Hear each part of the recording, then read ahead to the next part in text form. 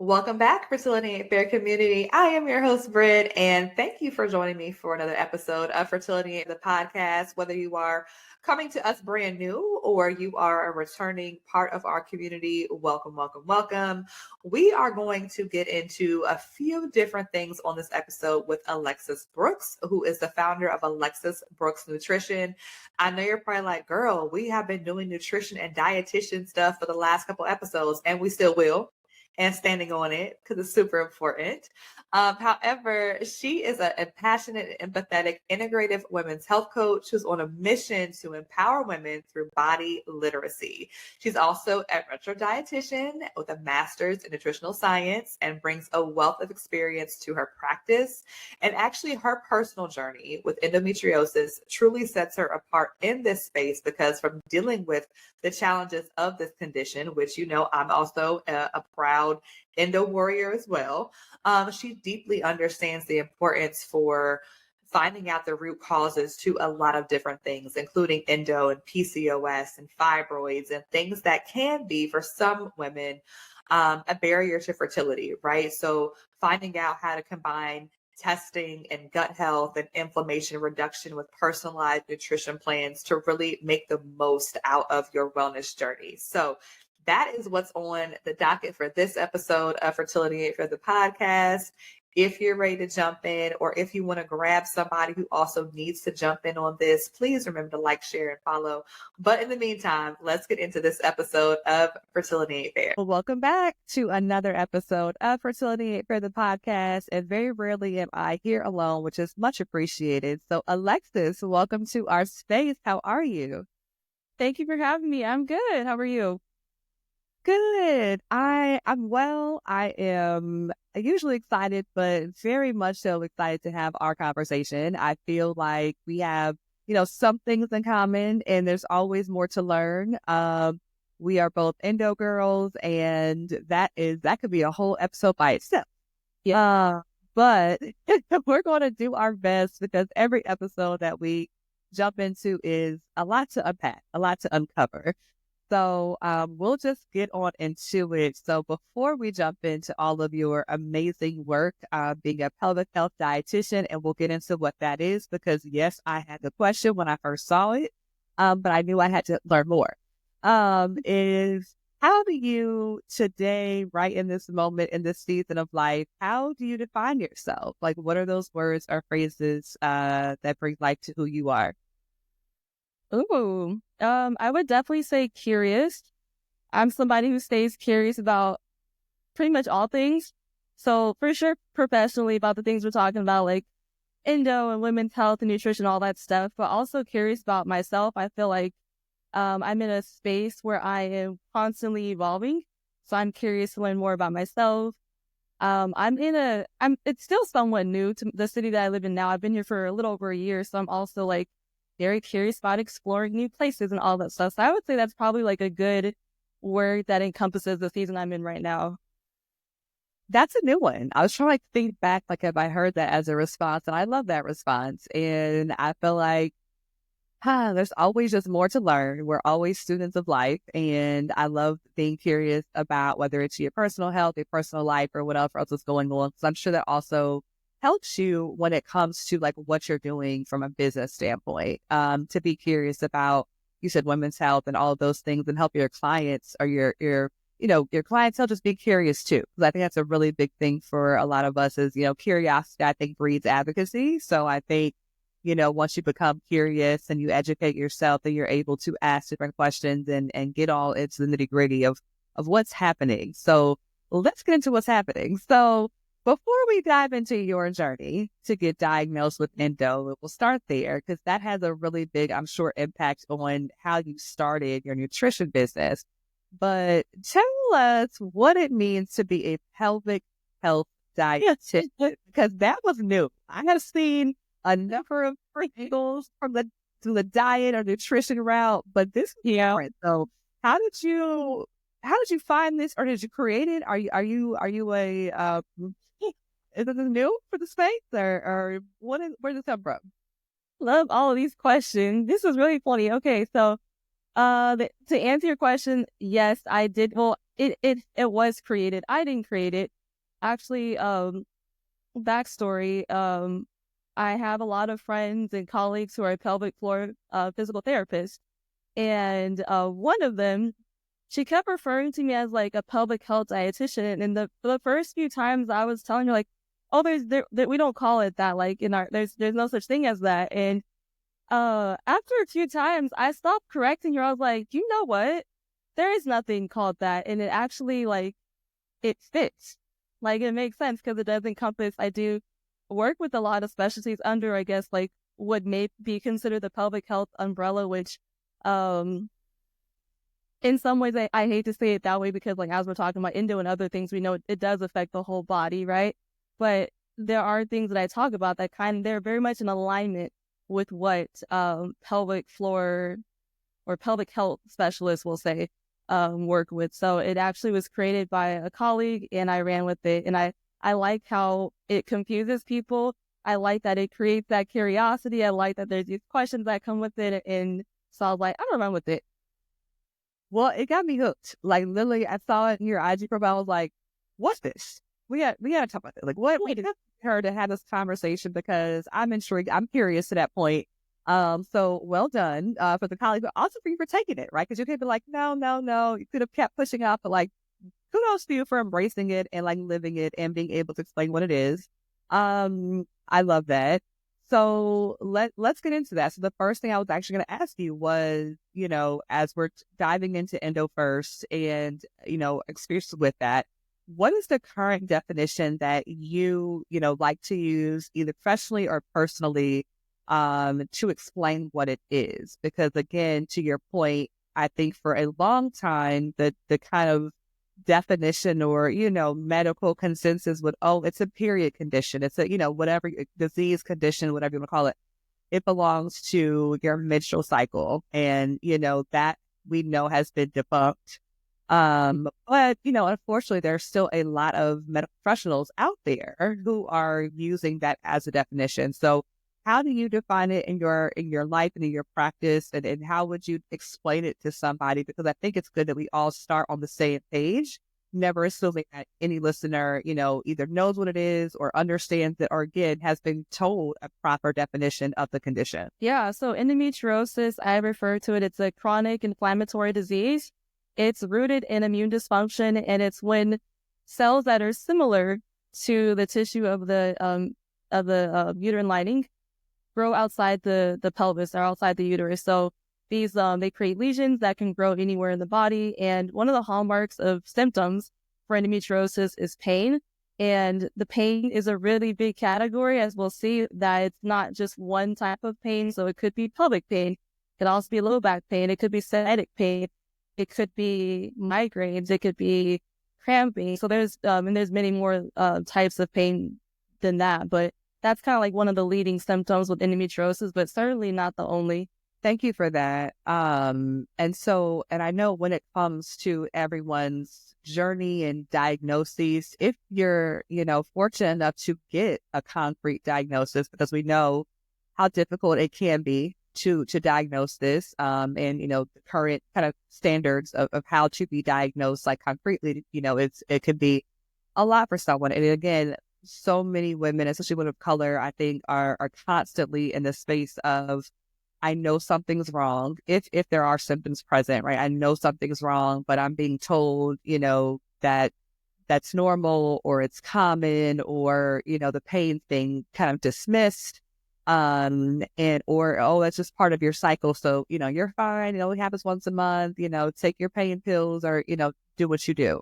And so we know for a lot of women, due to studies, it can take, 10 plus years to get a diagnosis.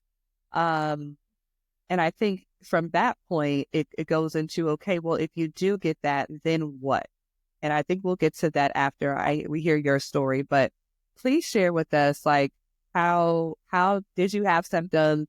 Where did your endo journey kind of start and what led you to ultimately getting a diagnosis?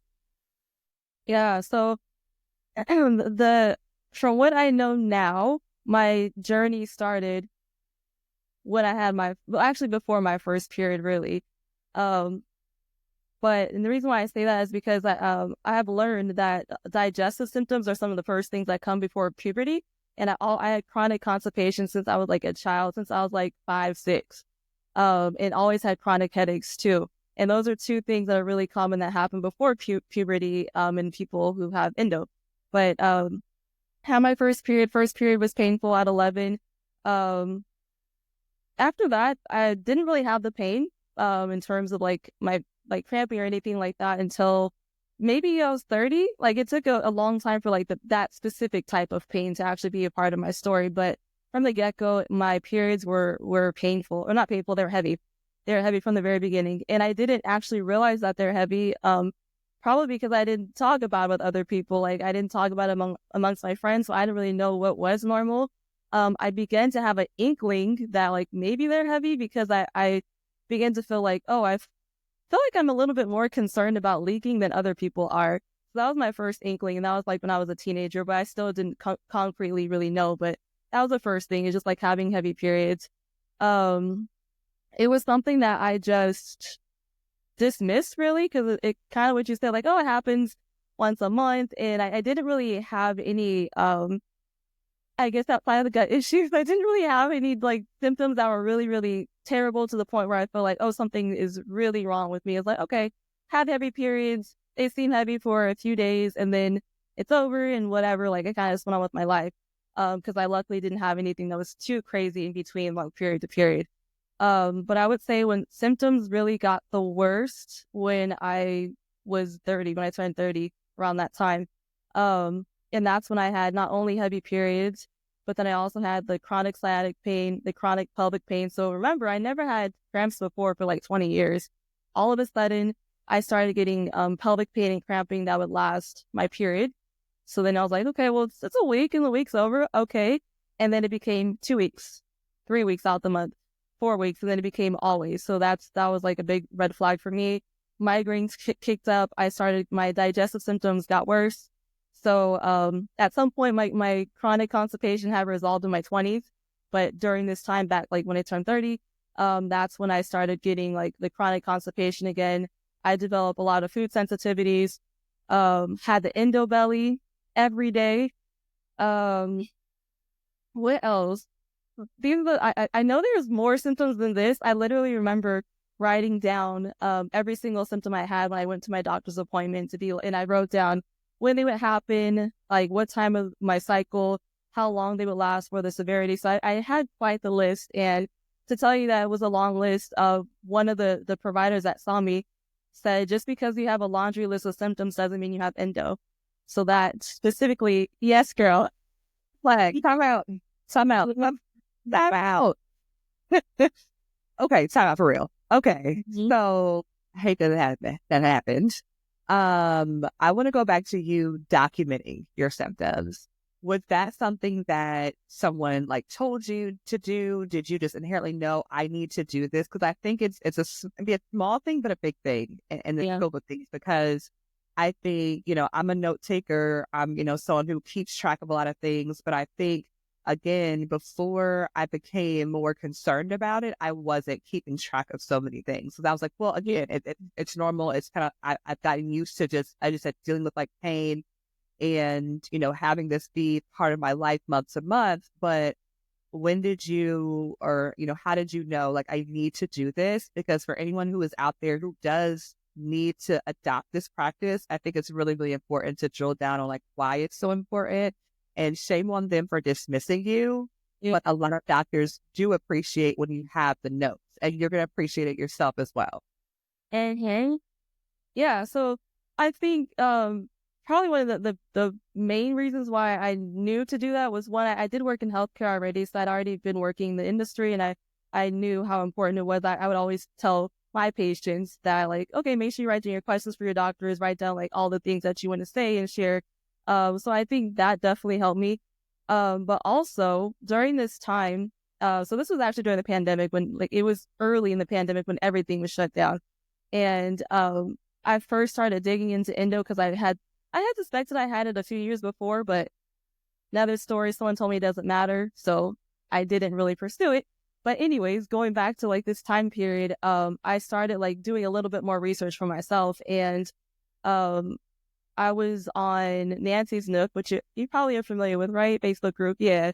So I was on there and like hearing people's stories about like how difficult it was for them to get diagnosed, and how they were dismissed by providers. So really hearing people's stories made me think, okay, for one, I really am not trying to be at the doctor's office because it's COVID. If I have to go, I want to make sure like I really make the most of this appointment. So it was really a combination of things. But you're right. When I got there, that I was very laser focused. Even when I made the appointment to speak to the gynecologist, I said, let me set me up an appointment with someone who won't put me on birth control, who won't only offer birth control. And then I was very like really adamant about it. So yeah, I also came in there with my notes, my questions, and my specific symptoms, and the provider was really receptive to it. She included all my notes into her notes, so it went into like my medical record, and also it just helped her to like really drill down what was going on, because it wasn't like I said, oh yeah, I think my back hurt for like a couple of days last month, or yeah, I kind of like my period is like it hurts, but I don't really know. Like, you know, when it's really when you don't really have data that's solid, it's difficult for a provider to understand what might be going on. So the better you are with your note taking, the better you are with being able to deliver the information to your provider, the more they could be a partner with you to come up with the next best steps for you. And right away, actually, I was really fortunate with this provider. She's like, have you had an ultrasound before? And I was like, no. And so right away in the office, she did a transvaginal ultrasound, and she's like, did you know you have a cyst on your ovary? And I was like, no. And she's like, yeah, I think you have endometrioma. And what she told me is that it was about the size of a grapefruit. And she's like, you know, your ovary is like the size of an almond. So it's like you have a grapefruit just like hanging on an almond. That's what you have. And so from there, we're able to like move through the steps. But I could see if I were someone who didn't advocate for myself, or if I wasn't really clear about what was going on with me, it would have been more difficult. Probably would have taken many more appointments, maybe more years. And I was already 30 by that point, but maybe more years to even come to like a possible diagnosis. Yeah, it's really important. I was also like 30 when I like not when I had symptoms. Again, to your point, like I feel like I started like immediately, but I didn't know. And like, you know, getting diagnosed through having a surgery that had nothing to do with endometriosis. But again, to your point, like having or giving these tools to people that, again, if you don't know where to start, but at least, you know, you might not have all the answers or all the questions, right? But as you said, being able to clearly identify this happened at this point, this date, this time, you know, I ate this and this happened. Like that is really important, because to your point, like there has to be a partnership, right? And if you're ever in a situation where you feel like you don't have a medical partner or don't have, you know, a wellness partner, then that's probably not your person. So thank you for, you know, kind of diving into why it's so important. It's just because you were in the healthcare side of it. So again, you know, it's not just about them figuring out what's wrong with us, but it's about us trying to bring whatever information that we have in, you know, clearly and documented, so that the right person will be able to kind of lead you down the right path. So you said you kind of got fast track, which was great after this good provider and having your information, and you had ultrasound. So what did you ultimately end up doing to manage your endo? You know, were you thrown into, you know, excision surgery, or did you manage it naturally? Was there a combination of things? How are you managing your endo even up to now? Definitely a combination of things. So at that point, the advice that I was given is that the cyst is too large to. I was offered Lupron, and I had read about it at that point. I was like, I don't like that. I don't like the side effects. So I didn't want to go with that. Yes, I'm currently on Lupron. Really? And it was specifically, I'm not sure if it was like Lupron Depot. Mine's the Depot version, so the shot once version. And it's, you know, part of like a suppression situation, more so to get to some more fertility treatment steps. But girl, when I tell you it was as advertised, which I think partly I'm like, okay, good. I haven't been shocked by anything, but that's because of a lot of research and a lot of Facebook groups and a lot of digging with women who have done the Lupron journey. But I just had to say that by the time we probably air this, I pray that I am off of it and like the symptoms are calming themselves down. But your girl has been on a hot flash watch for a month and a half, daily, multiple times a day, and they decide to just kick up in the overnight hours. It's a pretty wild journey. But kudos to you for being like, no, thank you. Yeah, and I understand why you're on it now. I do know that it's important in certain scenarios, so I know it makes sense sometimes. But for me, my personal journey at the time, I was like, I'm good. And she said, honestly, like you could take it to shrink your endometrioma, but it's so large that it still may not shrink enough. Like you may end up taking the medication and you still have to have the surgery. So so actually that's what I end up doing. I got excision surgery 2021, and I didn't feel any better. I felt the same as I did before the surgery. I was holding out for a while. I didn't expect a miracle to happen, but I was holding out for a bit because I was like, well, it's a surgery. Like it does take time for your body to heal. So I gave it several months and reaching back to my doctor, like, okay, like this is not time. Like, should I feel something different? And he basically was like, well, you should be on birth control and you should, I can write you a prescription for some, like pain meds or something like that. But yeah, I didn't notice any difference with that. So I was, in the meantime, I was learning more about like some holistic practices with endo, but I hadn't really drilled down yet what worked best for my body at that time. So I ended up working with the integrative gynecologist, maybe a little after a year after my surgery. And it was at that point when I really started to dive deeper into functional medicine and I started to feel better. So I wouldn't say the surgery made me feel better, but it was really, doing the lifestyle things. And to be honest, I was living a healthy lifestyle, but it's different for what it means as a healthy lifestyle and a healthy diet and all these things for someone with endo versus someone who doesn't have endo. So once I learned the distinction, then I got into that and helped out tremendously. What I could say now, I don't take any medication. I'm not on birth control and I have pain-free days.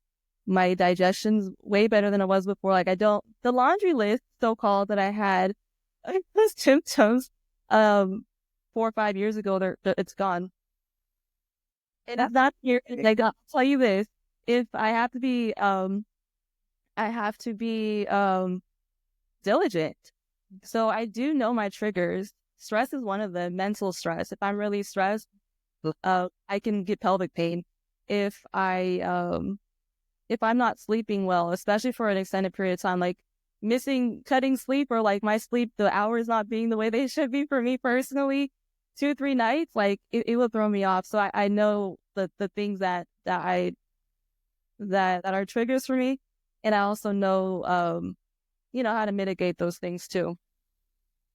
It sounds so similar as like nodding my head because when I had my surgery, I too was waiting for, again, not a miracle, but I was waiting to feel significantly better and it did not come. And to your point, I was like, okay, I feel like I have maxed out over here. I need to find other avenues. And that's exactly, what I did the last, couple of years now. So I really resonate with that. Like, again, finding I had to get a nutritionist and again, lifestyle changes. And I was like, I don't eat that. Like, yeah, I may, have a biscuit or overdo brunch every once in a while. But, like in general, I cook a lot. I'm, cognizant. I know what to eat, what not to eat. I know like all the fertility foods and, all these different things. And I was just sitting there like, what am I doing wrong? And so it wasn't until, to your point, getting into functional lab testing and finding out what my body was actually responding to. And it was things, and I discussed on the show, like, that they were good for you, right? They're good in general for you. But for whatever reason, they were not good for me, at least in this time and in this season of my life. So I agree. I feel like, again, I wasn't going to down, the surgeon or what happened here, but I knew that when I went back to her again and said, okay, I'm still not feeling good. I am still having this pain. And the last response was, well, it's either another surgery or more medication. That's when I knew something had to give and something had to. So I totally agree with you on finding the other avenues. Yeah, to make sure that your wellness journey is whatever it needs to be. So after that, well, let's go back because we both agree that our first periods were a red flag. Like, no pun intended, clear red flag. Even before, I like this before, never heard that. So that's very interesting. I'm trying to think back, like if I can think of anything. But anyway, can we just talk about periods for a second? Because what I've realized, I told you this before we jumped in, was like, I don't feel like we were ever properly educated on menstrual cycles outside of the bleed phase. And it wasn't until getting into all of this, then having to, track phases and luteal and all these different things. And I was like, oh, like each phase like has a purpose, like, and you might want to do different things during different phases. And it's not just about your bleed phase. So can you just kind of do a quick overview on like kind of the general phases of a menstrual cycle and like, in your own words, like what does a no drama period look like for the girls who have never experienced that? I told you my girl's been all drama all day, like since beginning. Like, what does that look like? Yeah, but you're right. There is our menstrual cycle is not just our period. And I think it's funny because a lot of times we nickname our period our cycle, right? So I think it can get really confusing when we're naming things like that. But truly, your menstrual cycle is from period to period. So how many days in between that, whether it be 20, 30, 40, 60, that's your menstrual cycle. A healthy menstrual cycle goes from 21 to 35 days. That's like the healthy range. But so we have the 4 phases within that. The menstrual phase is what we know is our bleed. So that's when we're bleeding. And then when we move we're shedding the lining of our uterus, right? And then we move into our follicular phase. So that's when our estrogen begins to come up.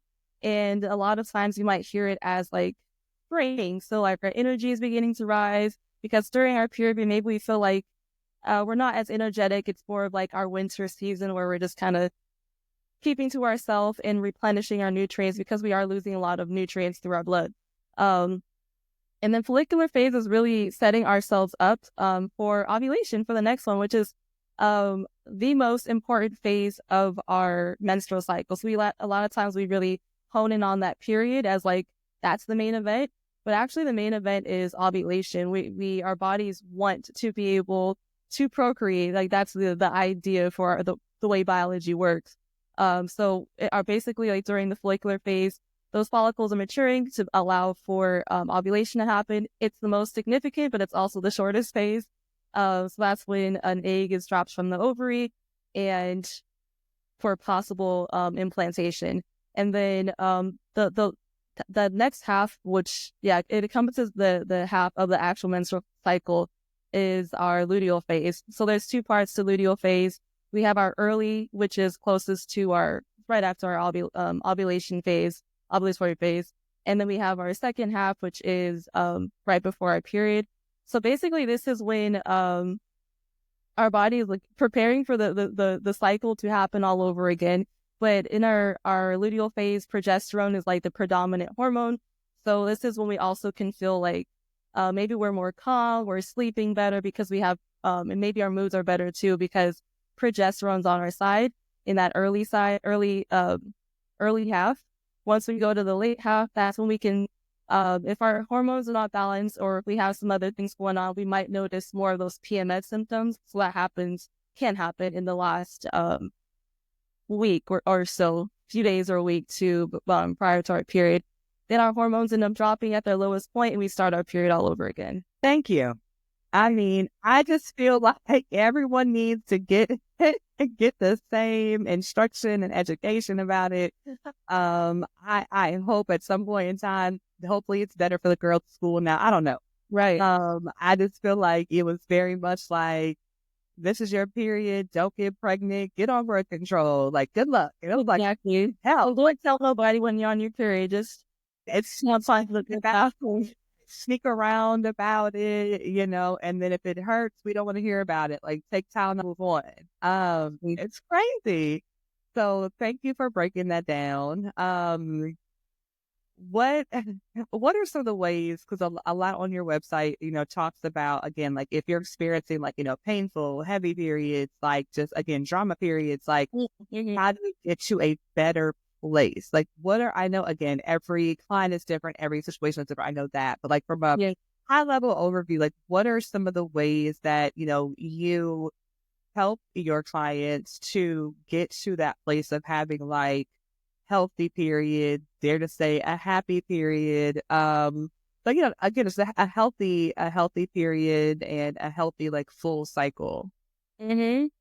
Okay, before I answer that question, I forgot that I didn't finish the last part of that question. You're asking, like, what is the drama-free period? Like, what is that? Yes. And I'll tell you how we get to that drama-free period. Okay, so drama-free period is one that has a clear beginning and an ending. So there is no like extended spotting before or after.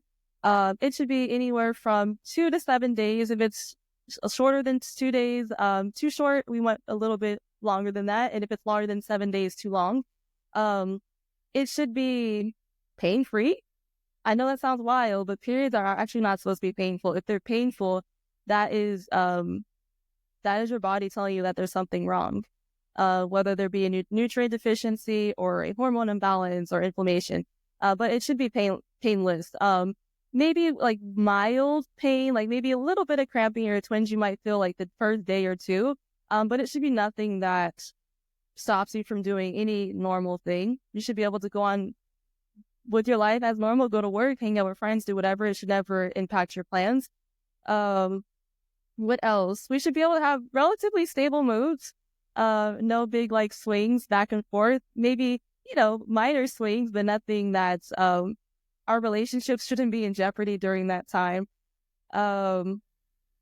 Let's see, the flow itself. So the flow should be anywhere from like 30 milliliters to 80 milliliters. Once you get above 80 milliliters, that's a heavy period. And that could be maybe kind of weird to like put it in those terms if you're not using a menstrual cup, because menstrual cups, we can actually measure what that is. But if you're using a pad or a tampon, maybe a little bit more challenging. But a regular pad or tampon will hold 5 milliliters, and a super or pad or tampon will hold 10 milliliters.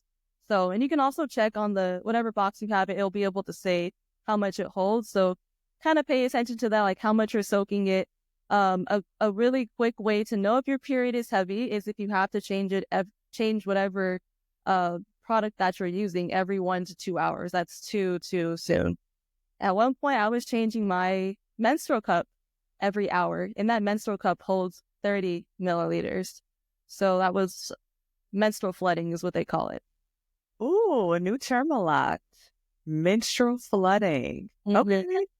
I've never used a cup. I was always too scared because I was like, it's going to overflow. Like, there's absolutely no way I could do that. I never wanted to try. I always wanted to, but I still haven't tried the period panties because I was like, yes, no way.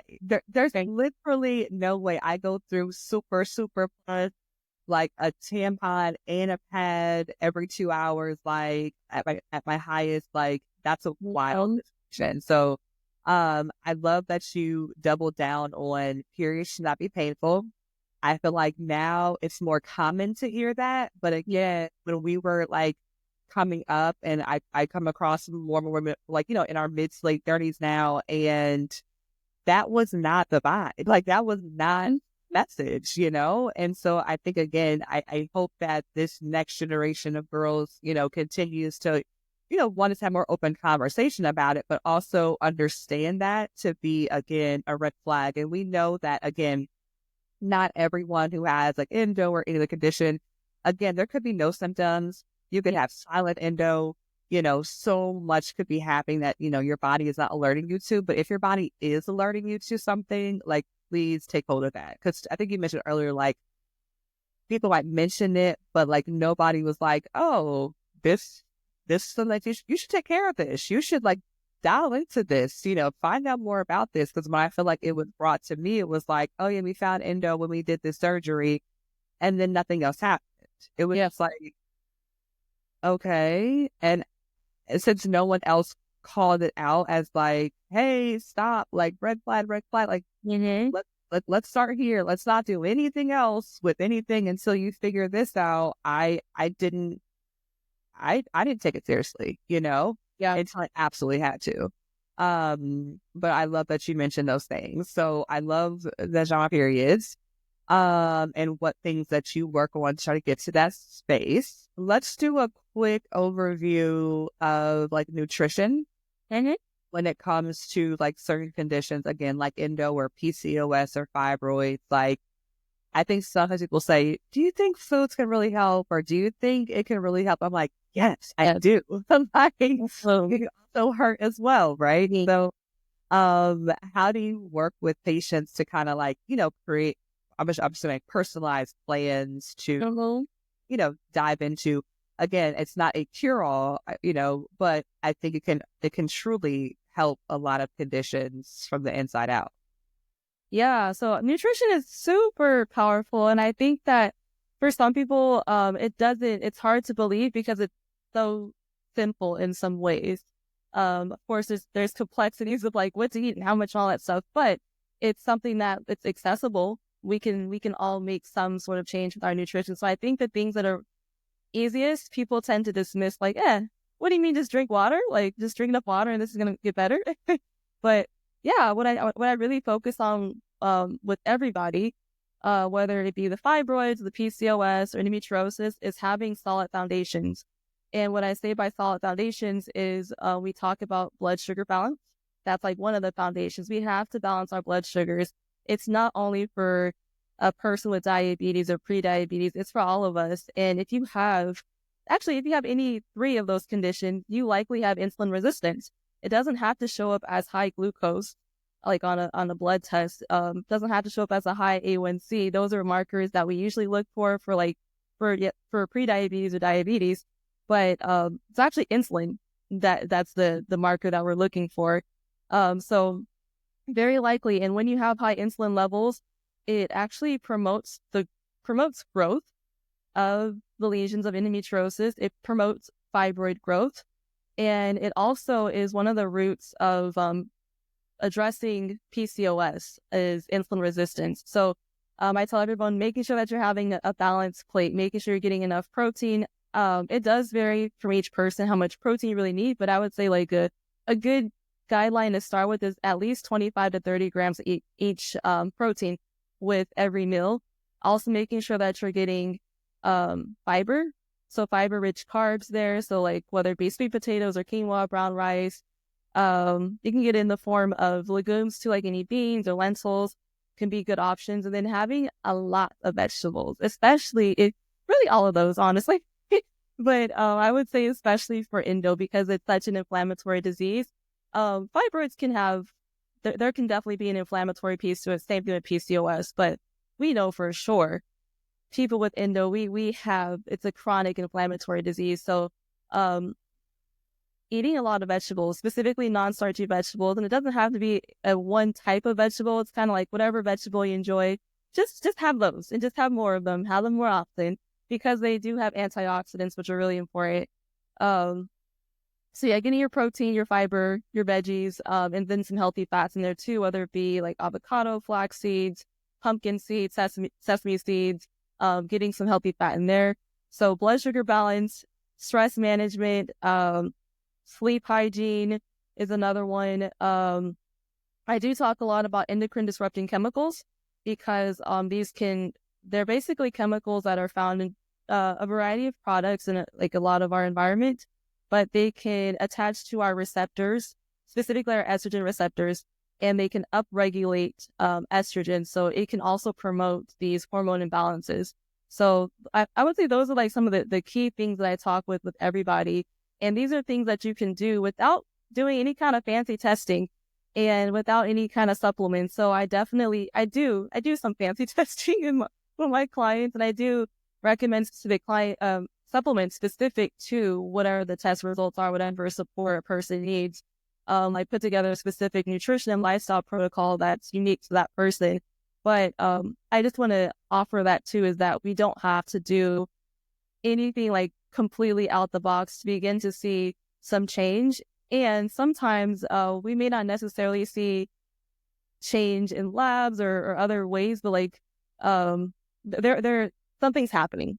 Believe me, if you are doing those things, something is still happening. And I always tell people to drill down on having a really strong foundation, because you can't build from a faulty foundation. If you try, and a lot of people try, a lot of people ask me like, what supplement should I take for X, Y, and Z?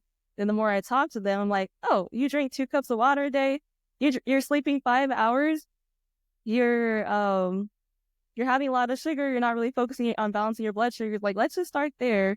And then from there, we can begin to see like what's the most, if a supplement is needed and which one is most important.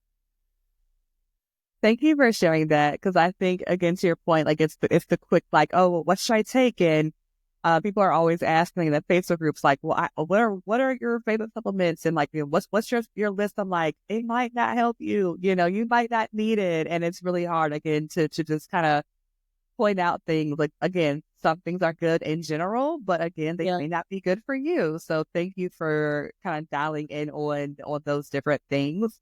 It kind of leads us to like trying to like wrap up, and I know we could definitely do a part 2 because there's so much more to dive into.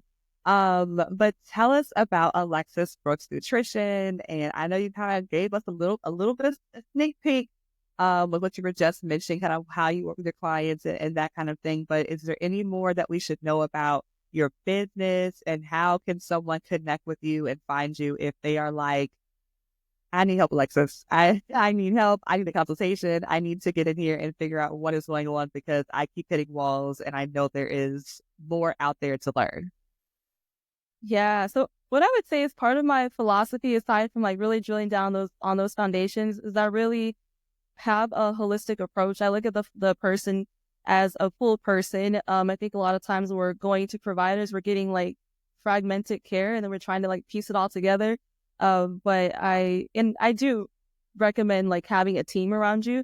But what I will say is that I'm looking at the full person when I am working with you, and I do I make a point to make things as least restrictive as possible when it comes to food.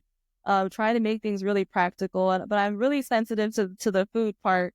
For one, because I'm a foodie, and also because I'm a dietitian, and I, in my experiences working with as a dietitian, I have seen people develop disordered eating or eating disorders when they have really restrictive diets, and it's not necessarily intentional, but there's a variety of reasons of why a person may overly restrict. But ultimately, it makes things worse. I know we could read things and be like, oh, there's a list of things, do not eat these things if X, Y, and Z. And sometimes, if we are restricting food groups or so many foods, it can actually begin to make things worse and affect our gut microbiome, which is another one of the hallmarks too, I'll say. So we have to make sure we take care of our gut. Yeah, so I just want to say that in terms of my philosophy. But if you're interested in working with me, or even just talking with me one-on-one, I do free consults just to see how I can help you, and if it's a good fit or not. And if not, I always help to move people in the right direction for next steps. But you can find that on alexisbrooksnutrition.com. And I'm on Instagram and TikTok at Alexis Brooks Nutrition.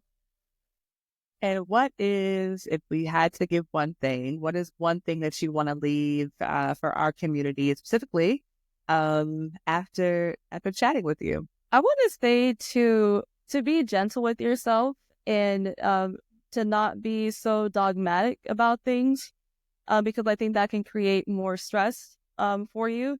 But really, I'm gonna say it again, is to drill down on those foundations. Take an audit of what you're doing in your life now that you know you can make tweaks on. So instead of thinking about like the big mountain and like further down there, think about like the smaller ones in front of you, like what can I possibly do or tweak to make me feel better, even if it's just for today? What can I do today instead of thinking about this a long, long journey? But making things really bite-sized for yourself, I think, can help it be more sustainable for you too. Awesome. I like it. Well, Alexis, thank you again for being a part of our community, for, being up in our space. I know infertility does not, automatically equal, endo and fibroids and PCS, but there's so much overlap there. A lot of women in this space maybe end up here because of these issues that were never addressed prior to even getting to the fertility space. And then you find yourself, dealing with fertility challenges that, had root causes, right? Sometimes that, again, were not addressed or weren't properly diagnosed or weren't properly managed. And so for a lot of us, we find ourselves in this space with it's added, it's added layers to it because it's not a simple fix, right? And so I speak for the girls, again, who are in the fertility space with endo and with fibroids and cysts and all kind of things that, were never, I think, properly prepared for any of this. And I know I'm not alone in that space. So thank you for the work that you do. Thank you for joining our podcast. And again, if you guys want to connect with Alexis, please make sure to do so on her website and on her social media and reach out to her to get some information because it's definitely power. So thank you again for joining. So did you learn something?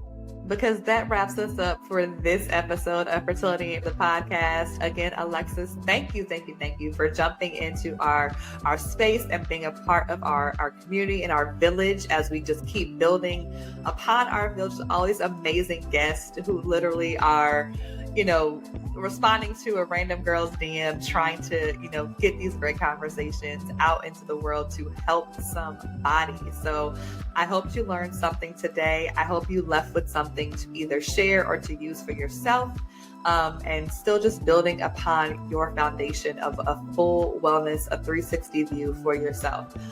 So reach out to Alexis on her website or on social media. And of course, while you're doing that, tap in with me and Fertility Ain't Fair in our space. Follow us on Instagram at Fertility Ain't Fair.